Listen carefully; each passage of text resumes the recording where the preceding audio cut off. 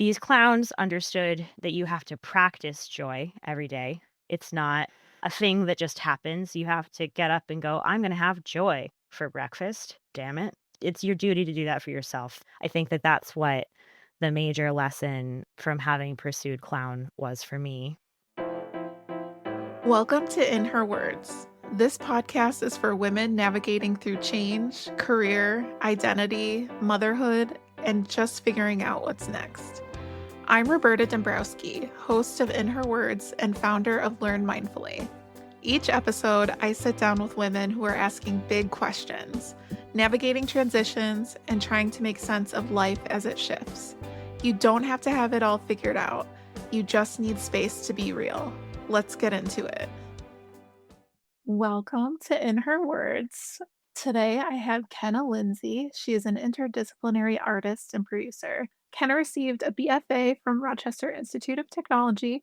They also studied physical theater at the Circus Center in the Clown Conservatory program. In 2020, they learned how to run an agile distributed circus, and in 2021, they were an IGDA Foundation Diverse Game Developers recipient. Today, she primarily creates out of the journal building artist residency in the unceded homeland of the Muwekma Oglone tribe, also known as San Francisco, California.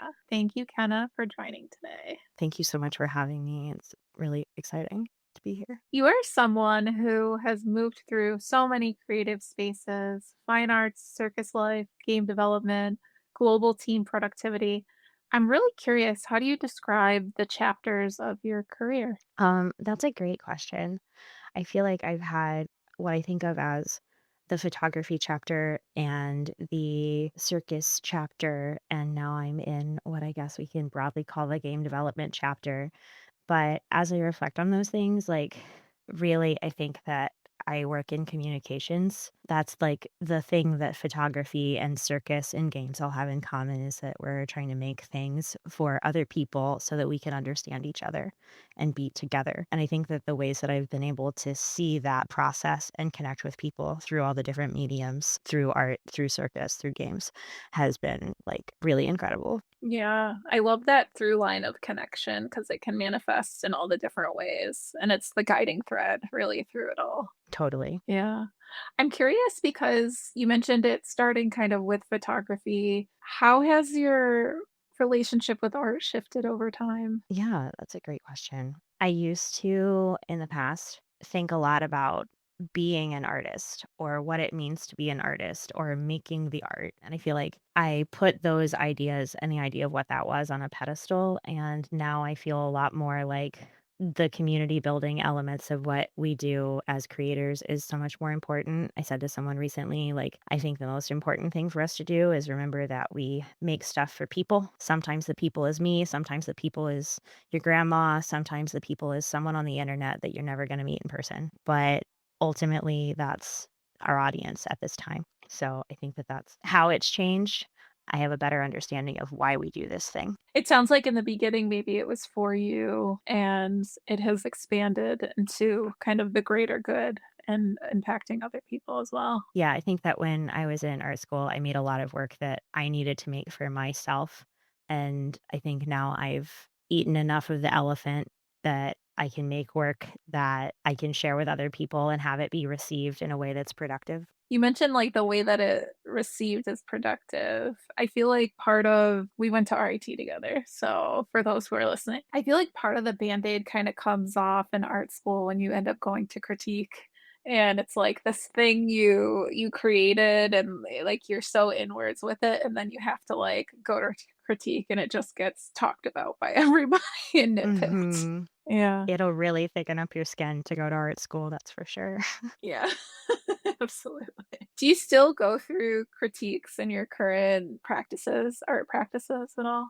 Not in the way that we went through it in photo school. I would say that when I receive critique in my current work, it's in a much less structured manner. Like in games, often teams get together and have play tests and receive feedback. And that can be in like a written form or like live, or in some of the like live event or other types of production work I do, or like theatrical design work. You'll get together with the team and everyone will look at what you've made and people give you feedback on, does this work? Do we like it? And I think that regardless of what industry people who go to art school ultimately end up like paying their rent and buying their groceries with, it doesn't change how powerful being prepared to receive criticism, no matter how tactfully it's delivered, and turn that into what that person was trying to say and give a like useful and maybe even beautiful production in return. That is a magic power. It is. Yeah, I love that. Speaking of production, tell us a little bit about your journey in circus life. Like, what led Oh my you to goodness. that? Okay, so back in yesteryear, many years ago now, I met these clowns. I had moved back from upstate New York to my hometown in Texas, and there's like not a lot that's exciting to do there. But these clowns decided they were going to put together a vaudeville show, and it was the most exciting thing to do in my hometown. And it seemed like these clowns, they are called the Circus Freaks. I think they're based out of Pennsylvania now. They seemed like they had something figured out about their life that I wanted to understand better. So I started taking classes with them in order to try to come to understand what that was. And I think eventually, because I went to clown college later and I've been involved in the circus community since basically, and it's still very close to my heart even after injury that took me out of that space, and that's why I work on games now. These clowns understood that you have to practice joy every day. It's not a thing that just happens. You have to get up and go, I'm going to have joy for breakfast. Damn it. And sometimes it's joy for breakfast, and sometimes it's joy for breakfast, damn it. But it's your duty to do that for yourself, to engage in finding that. And sometimes it's a battle, sometimes it's easy, but against like the drudgery that can be. And that's not to say that the things that make us feel struggle or down are not important or valid, but if you give up that levity, that joy, the ability to create levity in your own life for yourself, you're not going to get very far. So I think that that's what the major lesson from having pursued clown was for me. And maybe you remember my work from college, but one of the realizations I had while I was in clown school was that if I'm going to talk about topics that matter to me and that are big and heavy and hard and important, I am really going to need to tell a good joke. That is essential. We have to lighten up a little in here because everyone is leaving critique crying. So I needed a little bit of levity real bad. Powerful, absolutely powerful. I'm curious if I was gonna ask, like, you mentioned about choosing the joy for breakfast. Damn it. Do you still feel like that's something you do, like, you incorporate Oh into your yeah. day to day? Yeah. Sometimes I am joyous out of spite, even of myself. I'm like, I am so grumpy and grouchy, and everything, like the texture is just wrong. I don't know what it is any given day. Yeah, yeah. But if I don't find a way to let the sunlight be pretty or let the cat outside be an exciting part of my day or stroke, like endeavor to find the thing that makes it worth it to be here, that makes it worth it to do the work part. And I think that, like, when I was a teenager, a young artist, just mad about a lot of things, it was hard for me to appreciate the importance of doing both. Like, sure, there's a lot to just be mad about, but you must also celebrate. Otherwise, you'll wear your mad out. It gets tired. Yeah, yeah, yeah. And I think it's like what we're talking about essentially is like a range of emotions. If you cut off the bad or like it's cutting off the good as well, you're not able to feel the full range of everything that's happening in life. Absolutely. And that's working with a range of emotions and emotional expression is a lot of what clown work is in particular. And you can learn a lot about that in acting study as well. But I think that choosing to go to the clown conservatory at Circus Center in San Francisco gave me the time to focus on learning about the range of emotions and what their expressions are and how they can be expressed. And that physical theater study is really about learning how to represent a feeling in your body so that an audience member can identify it and relate to you. And in the process of learning, how does my body feel joy? How does my body feel sadness? And how do I perform that as part of a show on command? which I think is like the difference between like clown and acting, in my opinion. I am not an actor, so please don't come for me, actors. Is that when I perform as a clown, which I haven't done in a really long time now because I'm mostly sitting in a chair, comfy making video games, is that I'm being the most myself in that moment. And when a clown is performing, they are putting themselves on the stage, completely them. All of the little weird things they do is comes from their heart. And I think that acting study, to my understanding, is a lot about learning the emotion and representing the emotion, but it's not necessarily you, how your soul feels about this thing. If you get the chance to see a one person clown show, I would really recommend it. I bet it will make you laugh. It sounds like it's a real embodiment practice is what you're talking Absolutely. about. Yeah. I think Yeah. it's definitely the work of embodying joy or sadness or whatever it is that Yeah. a community needs to get the laugh, which is a type of nervous system vagus release that Yeah. we need. That's awesome. I'm curious, what is one misconception that people often have about clowning? Oh, there's so many. I think there is a clown in everyone. I think that it's not that some people are clowns and some people are not clowns. And furthermore, it's not that there are scary clowns and not scary clowns. It's that there is a clown that lives inside of everybody, and it is not scary, and it is scary, and it has all of the range of emotions. And that's just related to that. I tell people that it makes sense when clowns are scary because sometimes that's a person who's just that mad, and that is scary. And sometimes a clown is a person who's just that happy, and that can also be scary depending on the context. So I guess the misconception in a nutshell is it's okay to be scared of clowns because really big emotions can be scary. Absolutely. It makes me think about people in my life who are scared of big emotions, and yeah. And I guess like to that end, I have a lot of feelings about Stephen King's It, but in that framework, the monster It is a representation of like the most mad, the peak expression of hungry or lonely.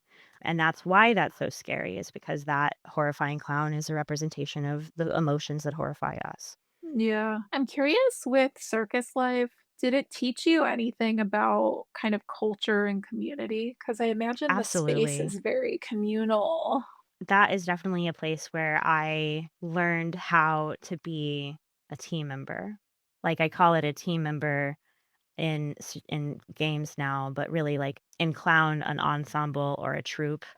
We spent me and my cohort of clown classmates, like, 6 months basically in a pile on top of each other for several hours a day, and I don't mean that, like, literally all the time, but you get to know each other extremely well working on the kind of work that you're asked to do when you learn to express emotions professionally.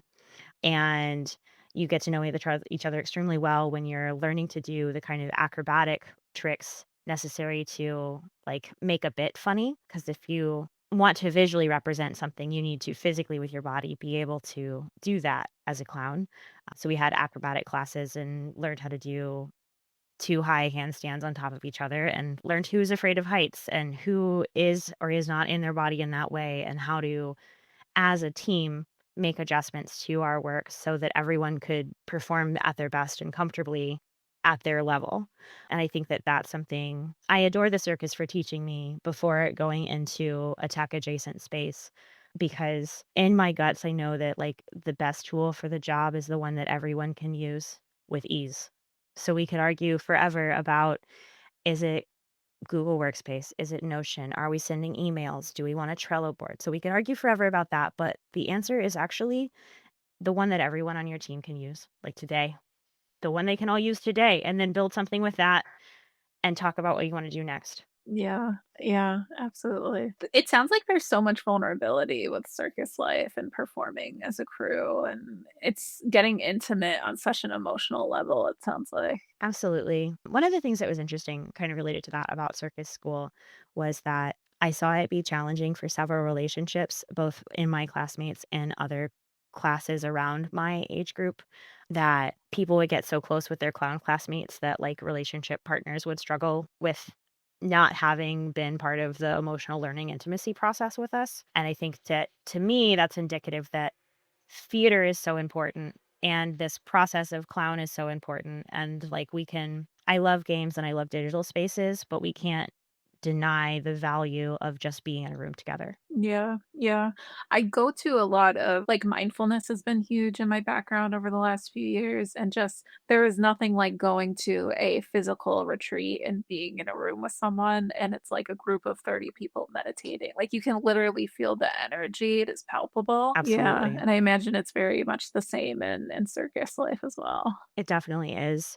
Since having injury and moving into the game space, a thing I've thought about a lot is the ways in which, like, circus holds community and holds people, like, in order to participate in circus, like, all the people that are in the circus are there because they really, really want to be. And to a certain extent, that's amazing. When I was in it more actively, it was incredible because have you ever been at a workplace where everyone wants to be there desperately? Yeah, I It's wish. incredible to go to work every day at a place where everyone is hella stoked to show up and they love this job. Even if it's stressful, even if it's tiring, they love this job is a really incredible thing. And I think after experiencing injury and understanding the ways in which, like, that is super cool to be at a place where everyone works so hard to be physically able and emotionally able to do this work. But when you are no longer physically or emotionally able to be there, what do you do then? So I'm excited about a place in the future where there's more access to that kind of community, regardless of physical ability and being able to tackle those places. Because my work in games has connected me to a lot of the accessibility community. I'm curious if you can talk about your transition into really the tech space and then gaming. How did that come about for you? Yeah, it came for me. The pandy schmandy happened. And it says in my bio that I transitioned into an agile distributed circus, y'all. Before the pandemic happened, I didn't know what agile distributed meant. We got on the internet and had to figure it out as a circus together, which is where my philosophy that the tool that everyone can use is the tool that we're using because award-winning circus artists that were like at their peak of performance in the 80s and now are like my favorite elders of the circus community to see in the building are not going to adapt some ridiculous new platform while they're also stressed Yeah. about the pandemic. So the tool that everyone can use is the tool that we're using and is one of the that was the best rule that I got out of that experience. But I learned a whole lot about how to run a team online and the tools that exist to do that and the empathy necessary to do that while everyone is extremely stressed about all sorts of things because our industry is literally on fire. And there's one person who I deeply admire. Her name's Abigail. She runs Circus Bella. And she personally called every single person that worked at Circus Center when we closed for the pandemic to ask us if we were okay, if we were housed, if we were going to be able to feed ourselves for the next couple of weeks. Because when you're a circus person, your life is flexible. So, knowing that someone in our leadership cared to take the time to do that is like a lesson that also lives in my heart when I think about what kind of leader I want to be like. I want to be like Abigail. Yeah, yeah. It sounds like true compassion and getting to know your team. Yeah, she's a real gem. Oh, I love it. What tell me about what, like, an indie game developer does. What's involved in that? I imagine there's so much. Wear 500 hats, sometimes at the same time. Yeah, yeah. Let's see, I work as a producer, so I spend a lot of time organizing tasks and going into meetings and taking notes and doing data research about how we can make better plans as a team. And I love the communications part of it. I loved video games when I was younger, but I love them even more now that I know how to make them. Like getting to see the inside of it. And when I play games, having an idea of how they did that thing or why that works that way is that makes it so much more fun for me. So that's a little bit of what it's like on a regular basis. I got into games in part because a friend of mine from RIT recommended that I apply for the diverse game developers program, and I didn't expect to get accepted, but just filling out the application informed me that like helped me understand that I was going to try to do this anyway. But I was interested in applying because truthfully, Stuff with the circus had become extremely challenging after I could no longer physically be involved in it anymore. I was looking for work that would be fulfilling, but maybe have just a little bit more stability or a little bit better pay than working in the circus did and make it possible for me to maintain my life and career in the Bay Area, in California, which is expensive. And what I found was, for anyone who's wondering, yes, the games industry is more stable and is a little bit more sane and is a little bit more like physically compensated than the circus industry is, but it's the circus. So I'll let you take what you want from that. The good news for me is that after having a back injury, working in games means that I get to work with incredibly awesome, diverse teams that care about storytelling and hope for the future and all of us being better the same way that I did in the circus. So maybe I'm not doing acrobatic tricks anymore with people, but we are doing acrobatic tricks with code, and that is really cool. And I'm excited about how with the medium of circus, as magical and incredible as it is, there's something about seeing it done live that's just never gonna stop blowing my mind. But with a circus show or with a theater production, you've got the limits of how many people are in your town that have the time to afford a ticket to come to your show, how many seats there are in the venue, how many nights you booked the venue for, how many weeks you can afford the venue for. So, like, maybe depending on the size of your venue, you cap out at a couple hundred or a couple thousand people who will ever see this thing that you've put so much time and energy into, unless you film it. But that has different implications as a medium and will be received differently than your live production ever would. So if you make a video game and you post it on itch or you get it on Steam and people can get it for free or pay you $5 for it or whatever you determine the value of your efforts were, that's there for as long as the internet works the way that we think it does now. And you can reach people all over the world, anyone who has an internet connection and a computer that can play your game, and that's ongoing. So the ability to share ideas globally in a way, in a storytelling medium that is so impactful through play, like, one of the best ways to learn the way that we learn as children, I think is just such a powerful thing, and I am enamored with that, and the ways that the community that I've met through the Game Developers Association Foundation and the Game Developers Association, 2 sister orgs with very similar names, has made my world and my perspective bigger and introduced me to so many awesome creative people and given me hope that, like, even after you fall down, you can literally, because I fell, you can literally get back up and do amazing things. Even if your life is completely different or things are completely changed, like, there's a new amazing you haven't met yet on the other side of that thing that is fucking hard right now. It sounds like a metamorphosis is kind of the journey that you've been on. Like, I'm imagining, like, a phoenix almost when you talk about the injury and kind of rising from that and then moving now into the game space. It was definitely educational. I feel like it gave me a lot of insight into what other people in the world might experience or deal with, and I wouldn't wanna do it again, but I am really grateful for that experiential knowledge. Yeah, yeah, absolutely. I'm curious with gaming. I feel like the industry is known for being predominantly male, and I was curious, how has that been like for you? Is that actually true, first of all? And then, yeah, how's it been like for you? It has historically been true. I don't know the data, like, right now for things, but, like, for example, when I go to GDC, I do often have RIT quarter mile flashbacks, and I think that one of the things that's important about that experience is being able to remind myself of all of the work that I've done and all of the cool things that I've been between that educational time and now, and that even if I feel like I'm walking through the halls of my school, I'm 35 years old, you know? Yeah, I am yeah, I'm in my life, I'm in my power, I know who I am and what I want, and that I deserve to be here on the yeah, expo floor of GDC at Moscone Center in San Francisco. yeah. I love that. Bow, I bow, love bow, that. bow. I love that. I'm curious in your work now, you mentioned doing some work around child safety and ethical production and gaming, and I'm curious, what does that advocacy work look like for you? How does that kind of show up for you? Yeah.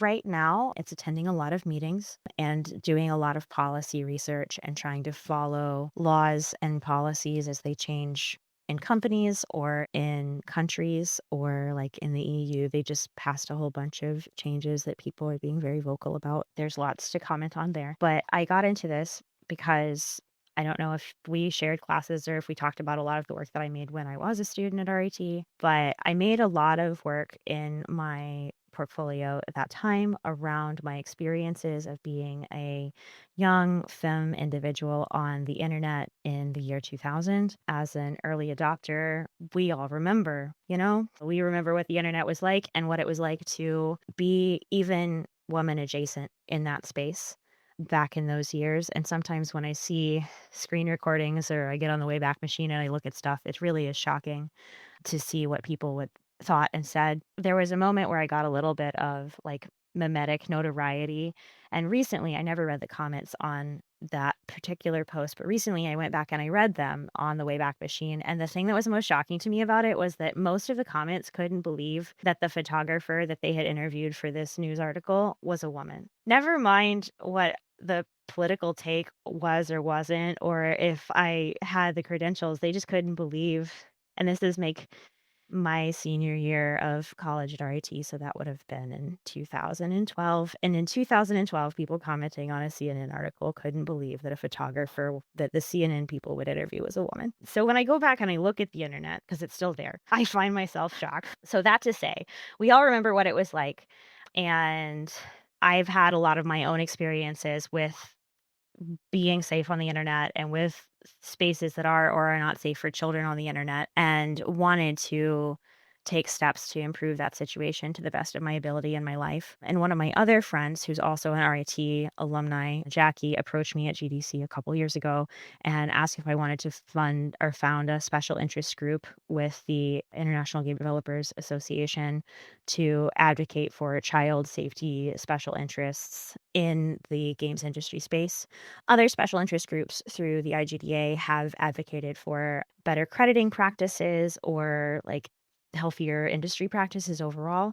So we hope that we can collect enough input and policy support to create some guidebooks or other advocacy support for that kind of thing.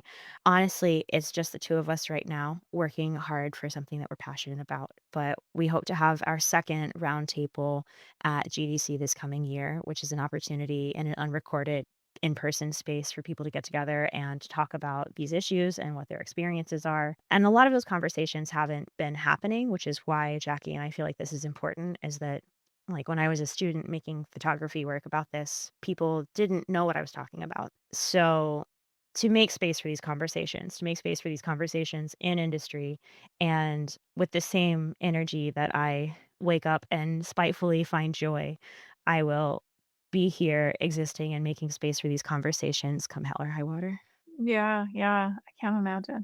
Yeah, it's interesting because like, I have a niece who's 8 years old, and she's on Roblox all the time, like, all the time, and it's scary, like, when I even go on like, I will ask her, like, "Who's messaging you? Who is that?" No clue, like, it's just I feel like technology when we were that age, like, it was happening, things were happening, but there's so much less control and it's just wild, I feel like. Yeah, and we're still Absolutely. figuring it out. Yeah. That is one of the things that takes me back to the community piece and why that is so important because the internet is and has always been a wild west and that keeps changing. Now it's a new version of this thing and we've come out with AI and I guess my like nightmare fuel idea is that like are my little cousins going to fall in love with an AI agent for their first relationship and then have their first heartbreak with their AI boyfriend or girlfriend and like what are the ramifications on a child's social development for that? And are we even studying this? Because no one was doing the research about the things that happened to my age group. So I would really like for us to stop moving fast and breaking things and start paying attention to the adorable little beings who are using these tools and to stop using their needs as a political lever to manipulate other people for ends that don't actually support children. That piece is the reason why I endeavor to do this work and will intend to do so as long as I can, because I saw that happen when I was a young person who would have liked more protections. And now I am, like I said, on the floor of the GDC Expo Hall as an adult, ready to have this conversation with anyone who wants to have it. So if you're listening to this and you want to talk about child safety on the internet earnestly and openly, you can find me there, Yeah. and I will talk to Yeah. you about it. Yeah. Your energy is palpable, and I think the work that you're doing is so needed. Like, it really is. Thank you. Truthfully, I this is, like, such a heavy one, but I'm just gonna say it. Like, truthfully, my experiences of the internet and, like, proto social media and social media are a big part of why I don't think that I personally want to have children in this world that we're in today, and I madly support the superheroes who are brave and hopeful enough to do that, which is part of why I wanna do this work, but it's not there is not enough people who really are caring that are taking action about this change. And I think, like, to like completely close this thought up, like, my parents understand the advocacy work being so important to me in this way. That's the impact I want to make. And I think, like, for in your niece's case, it's so good that you're asking her who she's talking to and interested in her game of Roblox. And the more caring adults there are in a child's life who are genuinely excited about what they're doing on the internet. What are you making with your AI generated image app? And who are you sharing them with? And how does that person make you happy? And making it so that your kid feels comfortable telling you what they're up to all the time is the way to keep the truth of what they're doing on the internet from being obfuscated from you. Yeah, absolutely. Yeah. Ah. The levity, you gotta have it. Well, I have a 6-month-old, and me and my husband talk about this Oh my stuff all the god. time. Congratulations. That's Thank amazing. you. Yeah. So we're just I mean, when we were growing up, there was dial-up, and you'd hear that like, logging on, and now it's so completely different. Yeah. So, You just wanna make sure that the kids always feels like, if I'm in a real pickle, mom and dad will help me more than they will be yes. mad. That's Yes. what you need to Yes. instill that. Absolutely. I'm always, as a coach, always get curious. It's always the curiosity first. So let's have the conversation. So, yeah. I'm curious, as you think about this chapter that you're in, future chapters, is there anything that you're dreaming about or anything joyful you're looking forward to? Okay, a nap is the first one. And, like, honestly, in my, like, personal life, my dad just finished chemotherapy. Woo, we're through that part, and he's reporting that he's feeling a little bit better every day, which makes me very happy to hear. So I've adjusted a lot of things in my life to be able to spend more time with my parents, which, as a person with the challenges that my family has had, I didn't ever expect to be there. I think that's, like, a whole can of worms for another time. But if you're out there and you're struggling with your relationship with your family, give it time, because they might impress you later. So there's that piece. I'm really stoked about the holiday season and getting to do things together with them. And longer term in my career stuff, I'm really excited about a game developers conference next year. Myself and Jackie and Benny, our other co-founder, are working on the child safety roundtable again. So if people are going to attend that and interested in being a part of that conversation, please do come. And I am signed up for art fairs with Super Fair in Austin, Texas and Houston, Texas in 2026. So I need to get busy making a lot of art for my own personal art career. Because in addition to games, I maintain my own personal art career. That is not, I don't make game art. I do game production, but I make art for me. Yeah, yeah. And your art for you, it's more painting, right? Or is Yeah, there primarily, I've been working in painting for the last several years, and my workspace is set up mostly for that. So I think that the next body of work I do is also going to be in painting medium. But I just got to see a whole bunch of really cool stuff in London, and I'm really excited about new ideas. So Yeah, yeah. That's amazing. How can listeners stay in touch with you? probably the best way to stay in touch with me is to go to my website, www.kennamlindsay.com, and sign up for my email list. I have a whole bunch of social media that you can probably also find by just Googling Kenna M. Lindsay, and there are links on my website. But if you sign up for my email list, I'll email you quarterly with the stuff that's going on, and you don't have to worry about what's going on my Instagram. So I think that's probably the best way to get all the news. Well, thank you so much for being here. Yeah, thank you so much for having me. It's been great to chat. Thanks for being here. If something in this episode landed with you, feel free to pass it along to someone who might need it too. You can leave a review, subscribe, or just keep tuning in. We're figuring it out together. And remember, your story, your voice, your becoming, it all matters.